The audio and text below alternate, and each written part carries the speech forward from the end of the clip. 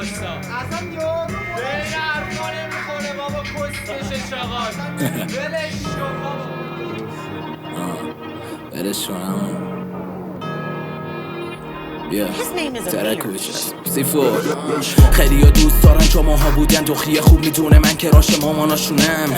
گنده های شما لاماها کنن نزدیک گرگا میشه پسرم باز بری خونه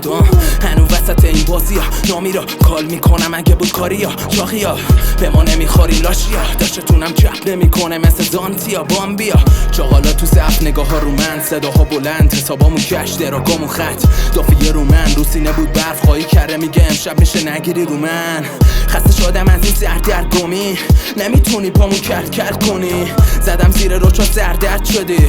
کسچراتونو کمتر کنید تو 27 همه فکرم خراب شد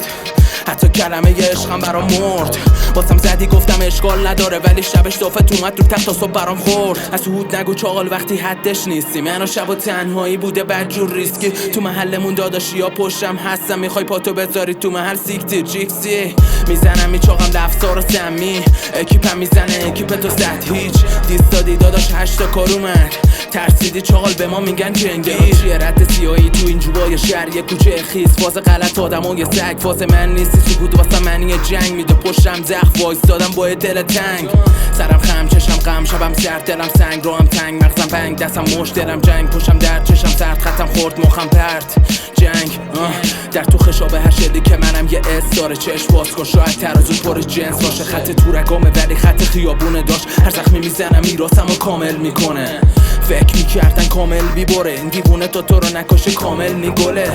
سر صوبی چتی فاسد بی خود حسین اول کینگ بعد سیفور پارت میکنه واسه ادامه زندگی رفتم سمت خلاف کوچه پر شده بودن نور آبی و قرمز کشو یکی دود میشد دشار زوم خاک سری لایه دود و جنس منز میگن دنبالم میکردی کسکشا من که اینجا نیستم میگن دکتر لازمی من خودم یه پا تراپیستم چاقال